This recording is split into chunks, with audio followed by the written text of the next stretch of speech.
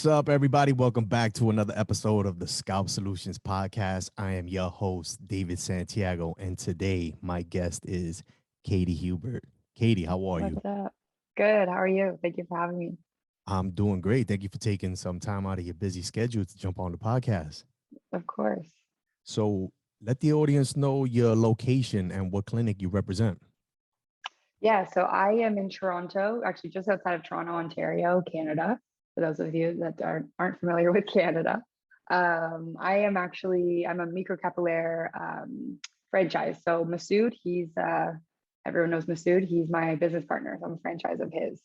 Got you. And now that you say that, it makes so much sense because I'm so ignorant sometimes that like I thought you were French. Like I when know, I I know. And saw the my last name is French as well. So everyone thinks that. yeah, and I'm not gonna like so I knew, I had it written down, but I was like, I'm gonna ask her what's her last name because I'm pretty sure it's not Hubert. It's probably like Hubert or something Yeah. like this. So Yeah. No worries. No worries. I all get right, that a lot. got you. So how did you get into the SMP industry? How do you come about that? Yeah, so I've been doing SMP now for about, I think, coming up on 4 years now.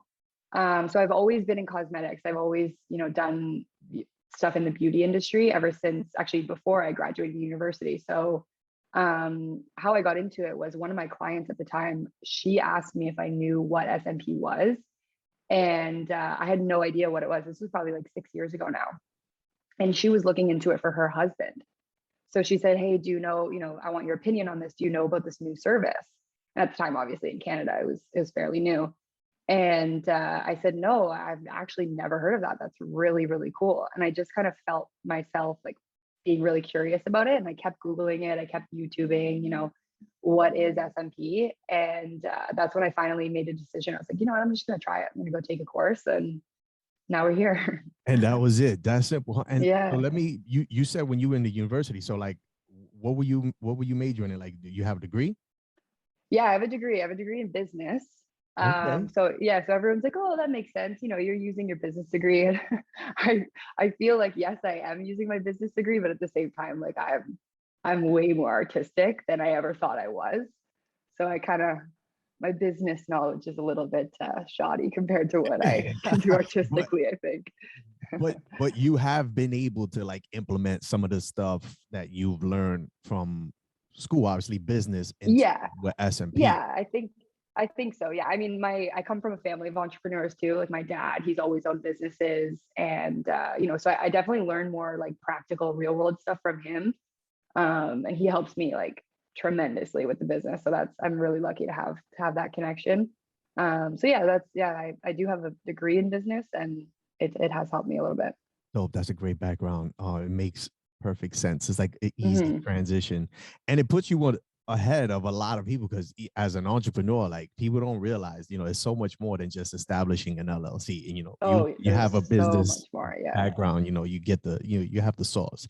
But we'll, Yeah. we'll Yeah. touch into that a little later. So prior to SMP, what were you doing again? You were a permanent cosmetic, like permanent makeup. Yeah, pretty much. Yeah, I did a little bit of permanent cosmetics like brows and like makeup, waxing, like more aesthetic stuff, Okay. lashes, that kind of stuff. So yeah, so I had the more like the hand technique. So I think that made me comfortable, kind of feeling, and always. A lot of people are weird about like touching people's skin, and I think with that background, I was more comfortable with that. Got you. And how has that been for you? Not so much as a permanent makeup artist, but as a scalp micropigmentation artist. How has that been for you as a female? Yeah, that's a big thing that I think about honestly all the time, because I had strictly a female clientele. Like I didn't offer any services that, well, men can obviously, have services done that are in the beauty industry, but I personally didn't have any men, like male clients.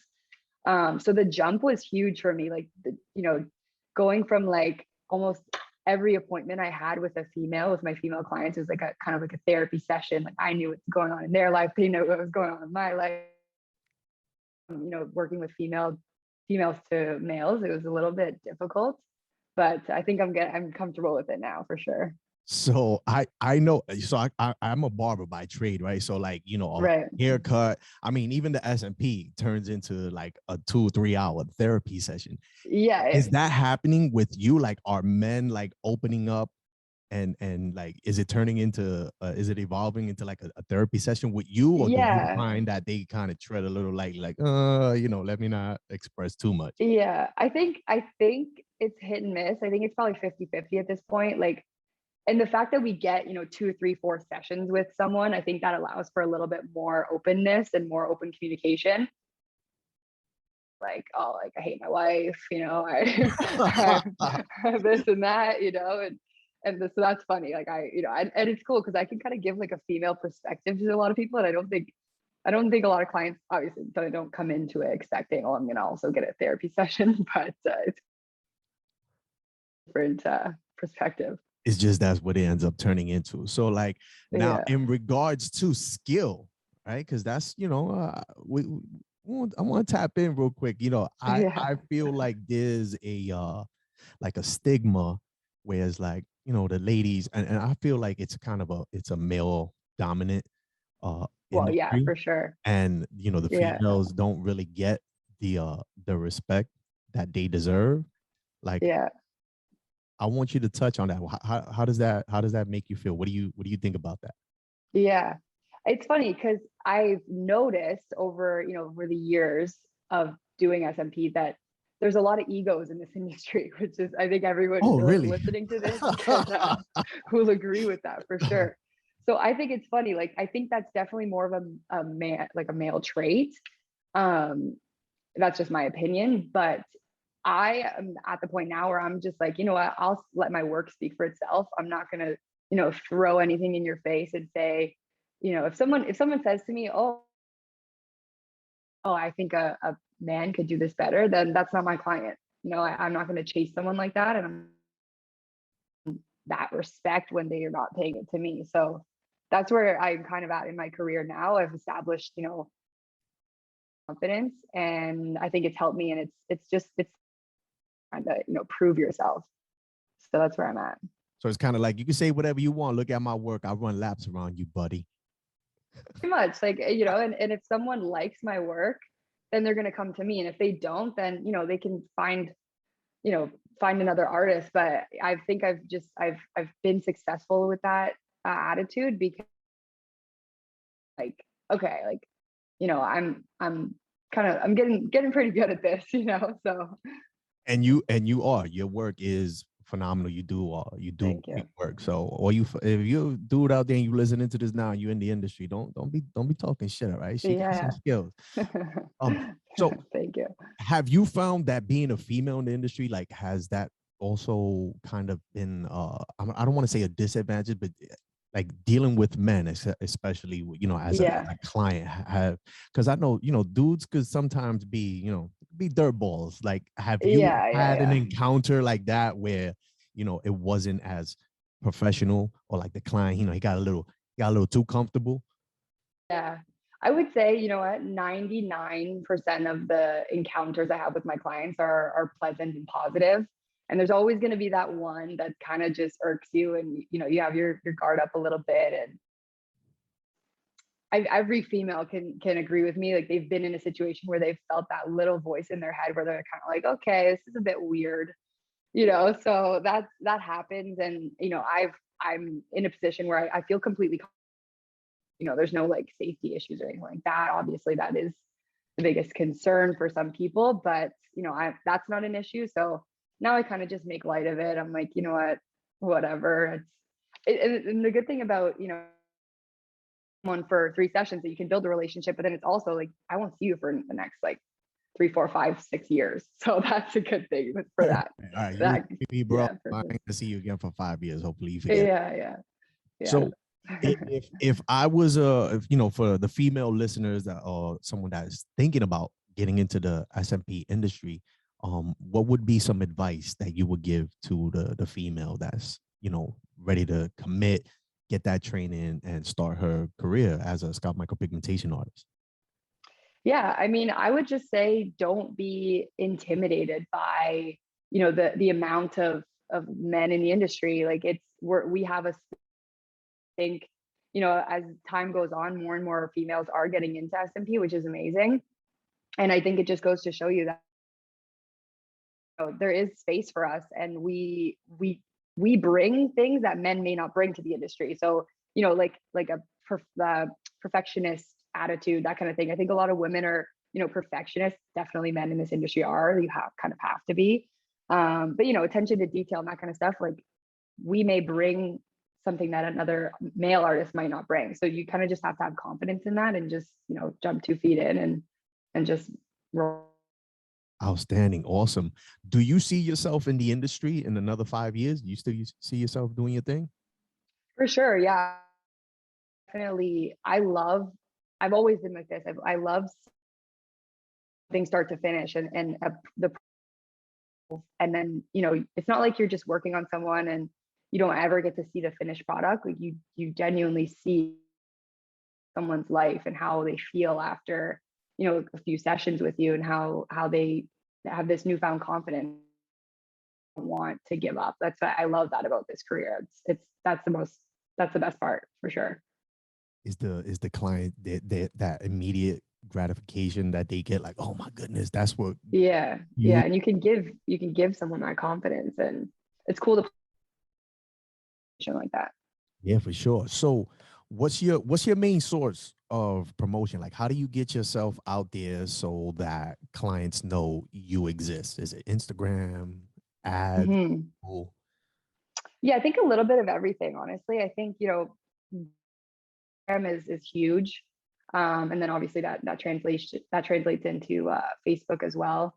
Google is a big one too. I find Google is good because you get people who already know about the service. Like, they're not Googling, hair loss solutions. They're Googling scalp micropigmentation near me or whatever, so that, which is really nice. Um, Instagram, social media, Google, word of mouth obviously is huge. That's the best one. That's a compliment in itself, that someone trusts you enough to, send their brother or cousin or whoever else in. yeah, yeah, for sure. Thank you for sharing that. I Mhm. was like, maybe I should elaborate. I don't want to give too much sauce. Some Yeah, give me your I secrets. don't I don't, some people get very touchy about when you ask them about, like, hey, how do you promote yourself? And it's kind of like, oh, I don't really want to dive in. And it's like, it's really not that many options. Yeah, I was gonna say it's Like, so pretty it's why? pretty simple. There's Like, yeah, yeah, yeah. there's things you can do, obviously. Nice to myself a little bit, but I'm Right, kidding. right, right. Yeah, those are the ones you keep stash. But the common that everyone pretty much knows, it's kind of like, all right, I just want to know, is I Yeah, helping you? Is it Facebook? Which one is it? Uh, yeah, for sure.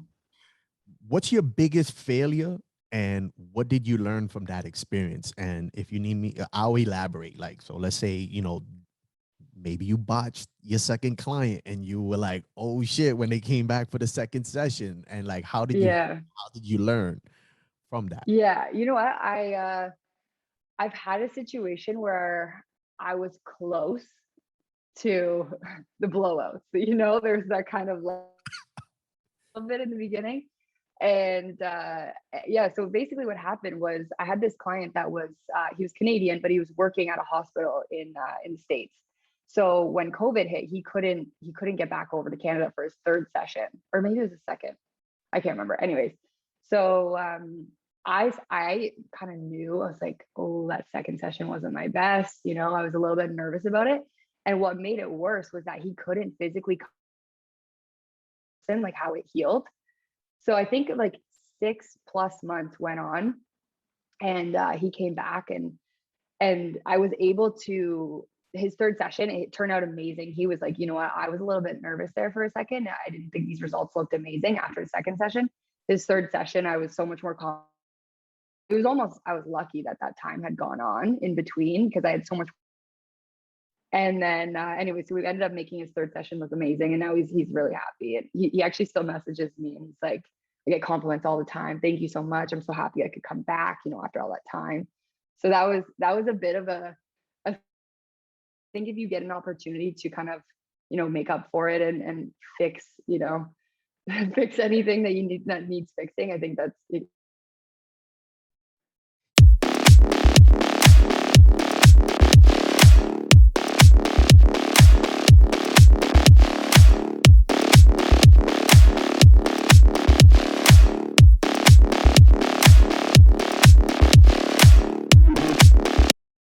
Yeah, absolutely. I think people don't realize, or not only that they don't realize, and when I say people, I mean like other artists, like they make it.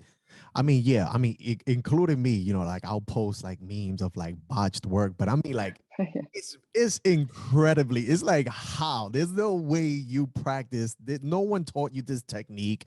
It's like a, Yeah, yeah, I post that, but I think artists seem to forget, like at some point you're gonna have that oh shit moment, especially exactly. when you're starting. I mean, like you had the 3-day fundamentals. You got to work on a model for maybe 15-20 minutes tops. You don't know what that looks like when it comes back from the second session. So like it's expected for you to, Yeah, not botch, but you get them big, them blowout, impressions. So like yeah, yeah, it's bound to happen. So yeah.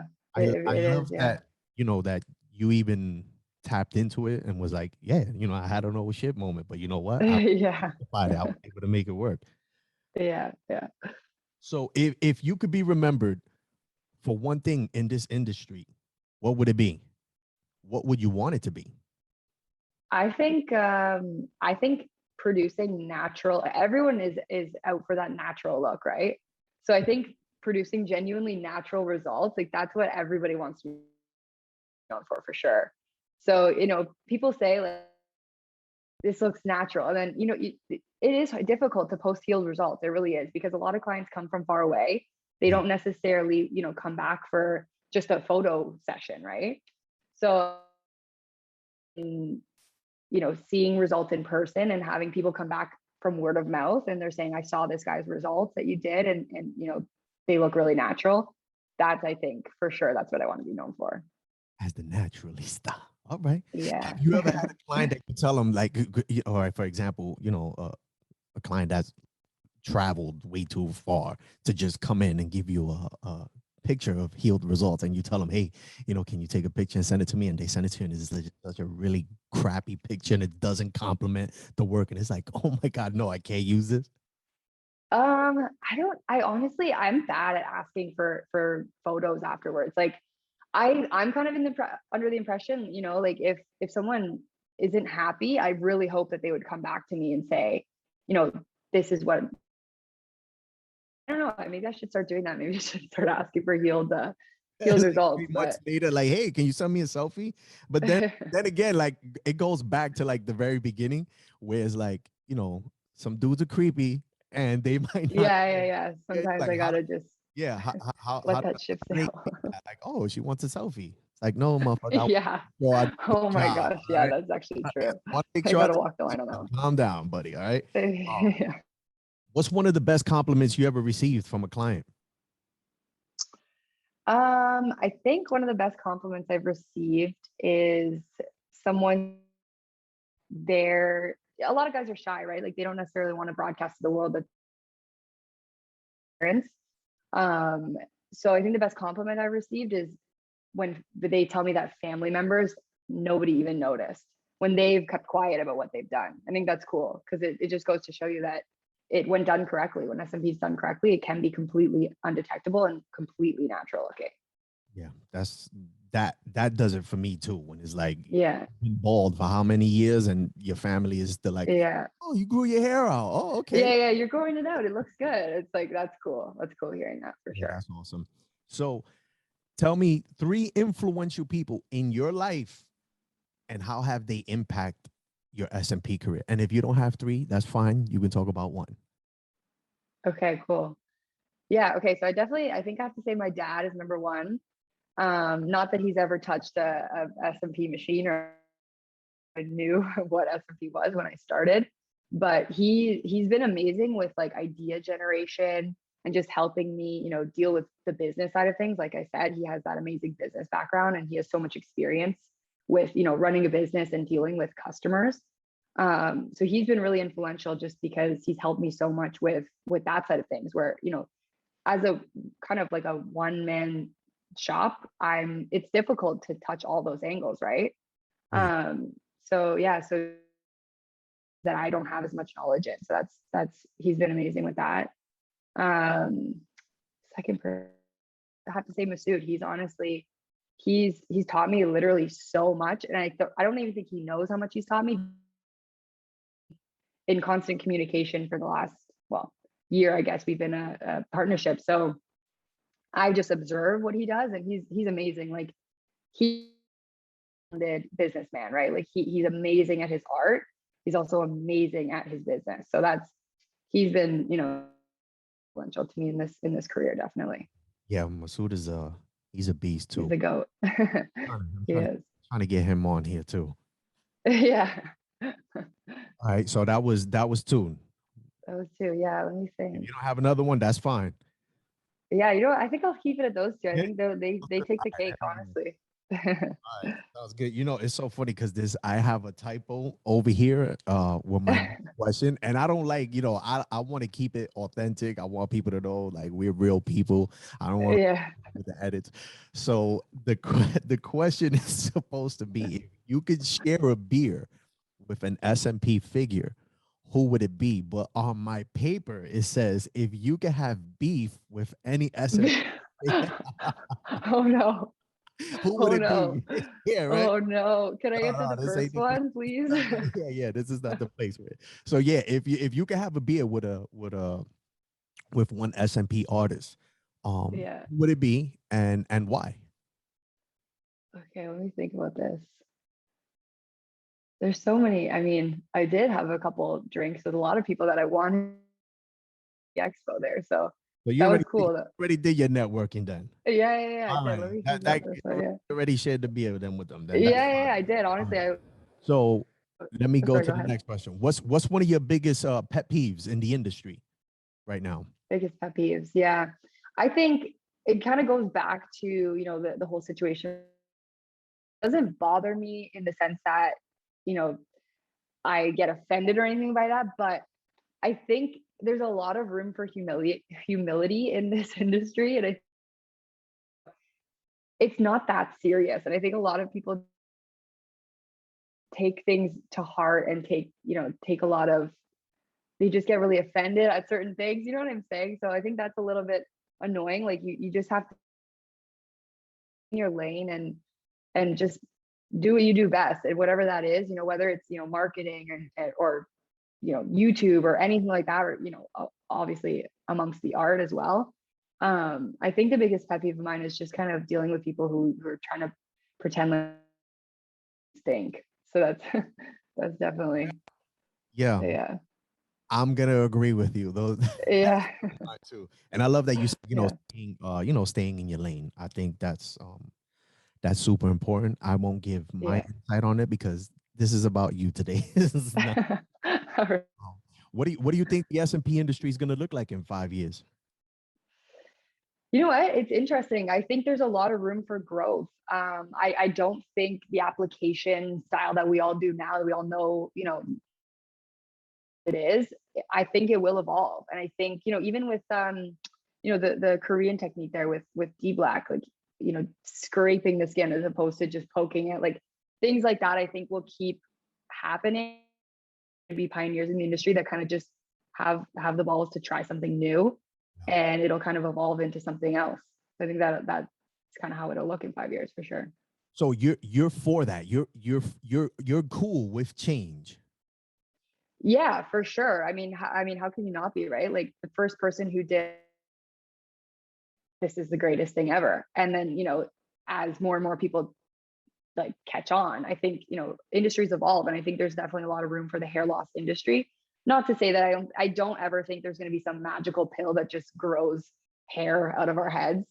I don't think it'll get to that, but I think in an art growth for sure. Yeah, God bless whoever comes out with a pill like that. Cause I remember Yeah. uh not to go off topic, but I remember reading an article and it was like whoever actually really does come up Yeah. with the cure for hair loss is gonna be an overnight billionaire. Like Oh yeah. no ifs, ands, or buts. It's funny you said that. I actually had a client, so he had a transplant. He was one of the had a very difficult time with shaving it. He just did not want to shave his head. So I covered his scar. I didn't even touch the top. And I said to him, you know what? This would look amazing if we did the top. You'd keep it all short. It would look really full. You'd look amazing. And he just wasn't ready for that, which that's totally fine. But he told me that he found this guy, and it was obviously through word of mouth. He literally showed me this bottle. It looked like a dollar store bottle, taped with black tape. It was a spray bottle. And he was instructed by someone in the streets to use a micro needle roller, you know, the roller that kind of pokes the skin, to roll the scalp where he had no hair, spray the spray. He had no idea what was in it. Special elixir. No idea what was in it. It was literally made like on the black market. And he trusted whoever. He paid $900 for a bottle. Yeah. And he was like, I have some peach fuzz growing. I'm like, cool. That's probably just the micro needling, but micro needling. Yeah. Reviving that. It's so crazy. I read that is a saying in the industry is that you can sell anything to a bald man. And like that, I believe it. There is just like proof of like, yeah, you can't. Even guys when they come here, they'll show me stuff. And especially for me, it's funny because the Hispanic man, because I'm Hispanic, so it's like, yeah, my mom said I could put this mayonnaise with aloe. Yeah. Like, yeah, this is what her mother did for her. My mother's hair is full, is beautiful. It's like, mayonnaise, nah, that shit goes sandwich, and that's about it. All right. That's hilarious. Yeah, you're right. You're totally right. It's the things people will do. Yeah, it's insane. So what tools are you using? Like, what are you armed with, huh? Yeah, so I use FYT. Shout out to FYT. I love their products. I've tried kind of every needle in their lineup, and I love the Apex right now, the new one. So I use those ones, and I use the Flux S, FK Irons Flux S. Got you. Went cordless. Yeah, that was a big day for me going cordless. Oh my goodness, right? What a game changer. I was like, game changer. It can't be that much of a difference. And when I was like, wow, this is a whole other level. For sure. In regards to the needles, do you have one specific needle that you could do a whole job with, or are you one of those artists that has like 3 different needles because you got one for the hairline, one for the mid, the middle, one for the crown? Yeah, I mean, the first thing I'll say about that is definitely it depends on the skin texture, right? Like if you have an amazing, like the best skin texture possible, a 06, I could do it. I could do the whole thing with. That's my baby for sure. Cool. Yeah, that's my go-to. I'll start with that always. And if I'm like, that's the FYT needle, the 06? Yeah, FYT 06 RL, yeah. So let me ask you, with that 06 and you have a Norwood 7, how long you think, and given good skin, right? You got a good canvas to work on. Mm-hmm. How long is it going to take you to get the coverage that you want on that first session? So yeah, one session, I'm consistent over all 3 sessions. I'll take the exact same session. I would say 4 hours number. I like to stay around there. I think after that much time, I get tired. So does the client. So I try to keep it around there. So for a Norwood 7, you give or take about 4 hours with everything prep. Yeah. 4.5. You get tired. It's so, to hear you say that, because I know you're busy.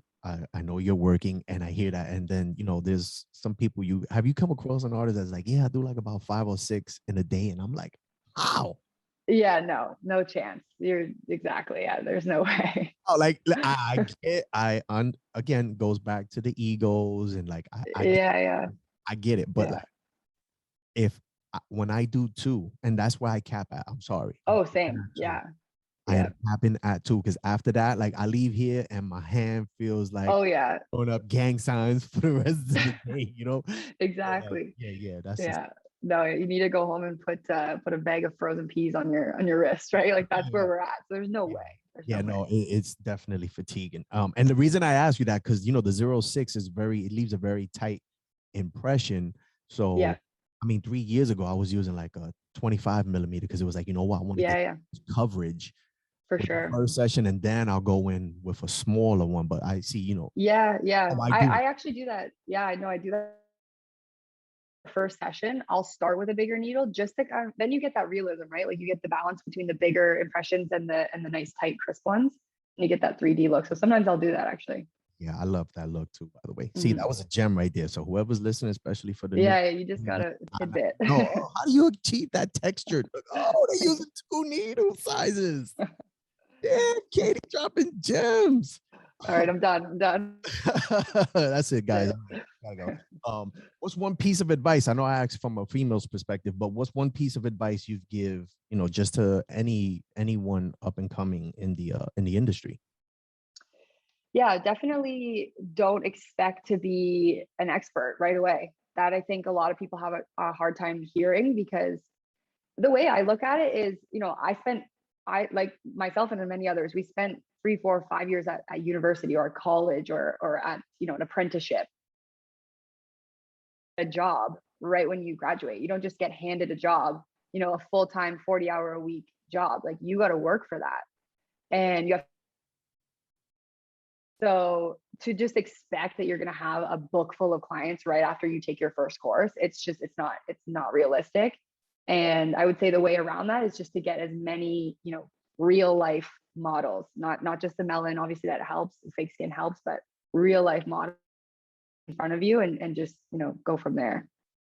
Yeah, that's great. I love the way you put it in perspective to like the real world and how you Yeah. get a job. You got to do an internship, so you got to put some work in. Yeah, exactly. You know, I don't want to. I don't want to say this to try to make it seem like controversial, but do you agree that a lot of artists that are coming now come in thinking that they don't really have to put that work in because of the way the training is marketed, where it's just like, hey, do these 3 days and you're off on your six-figure career? Yeah, I think so. I think it's a little bit like it's a little bit of a question mark, because you're right. Yeah, like, I mean, us as we do have to take advantage of the fact that, we can offer a course that isn't a year long or that isn't 3 years long. And, we're just keeping it real. We take advantage that we can train people, but at the same time, you do have to kind of go into it with an expectation that, it's going to require a lot more than 3 days. Oh yeah, absolutely. Katie, before we wrap Mhm. it up, where can our listeners find you? Social media, website, all that good stuff. Yeah, so I have a personal page now for SMP. I just started it. It's kt.smp. So that's where I'll post kind of more personal stuff, maybe some funny things about this industry, because I think there's a lot. And then Microcapillaire.Toronto, that's the franchise, that's the clinic page. So a lot of before and afters on there if you want to see the transformations for sure.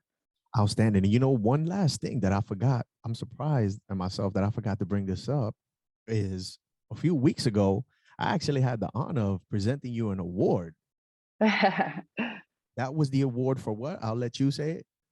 Just a recognition, just my first ever recognition award, which I'm definitely grateful for.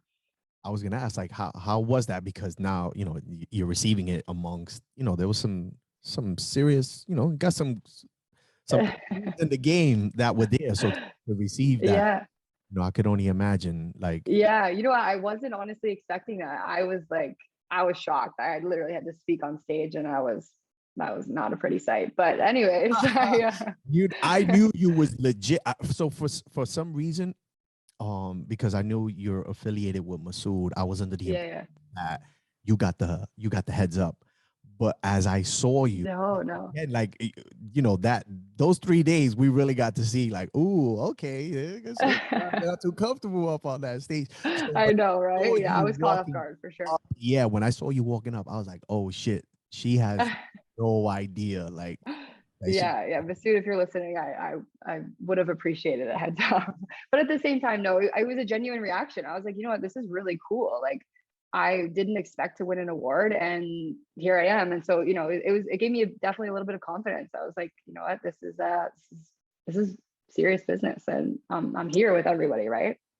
Yeah, that's great, man. It was a well-deserved award. You are a Thank you. artist. I'm a fan. I appreciate you taking some time again to jump on the podcast with me, Katie, and I'll be seeing you around, hopefully in the next Yeah, MP Expo. yeah. Thank you. Awesome. Thank you again, Katie. All right, guys, that's going to wrap it up for this episode of the Scalp Solutions podcast. Until the next time, peace. Hi, I'm Damien. I run Team Micro. We're the world's leading design and marketing agency for the SMP and permanent makeup industries. We set up in 2009 as a one-person operation. We now have a team of 17 people. Within this team, we have the leading marketing experts for our industry, covering all aspects of digital marketing. And we only specialise in permanent makeup and SMP, so we really know the industry inside out. When we take on a new project, we understand exactly what makes your customers tick. So we're able to build products that exactly match your requirements and theirs. We don't want to just build a site, we want to build a website that performs, that converts visitors into inquiries as readily as humanly possible. You're not just getting a website, you're getting a marketing machine that does everything that you need it to do to maximise the number of customers coming through your business.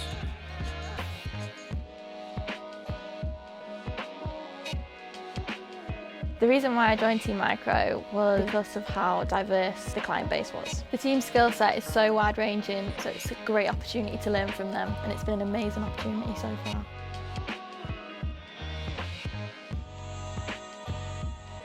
What I enjoy when working at Team Micro is you come in and the environment is just like perfect. Everyone's got a smile on their face, it's always positive. You never walk in, no one's in a bad mood or anything like that. For some reason you walk in and it's just, you immediately feel better coming into work.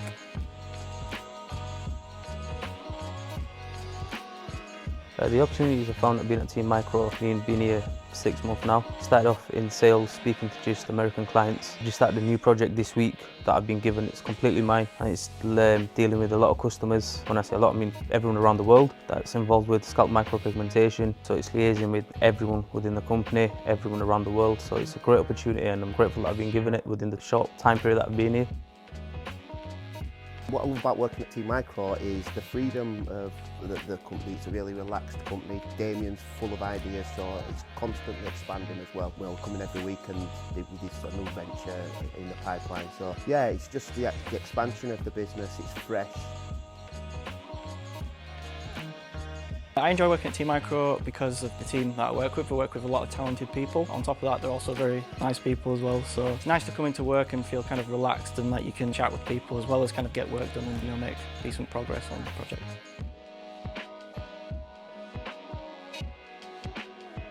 The connection between both of the rooms, like the web design team and the sales team and everybody, because you're all talking all the time and it's really friendly with everyone, you start to obviously develop more skills like the more you talk to people. If I was talking to someone in the web design team, they'll just be like, oh, why don't you incorporate this as an idea? And you start to learn more and more things from different areas of the company. So your skill set is just consistently developing into like what can help the business grow.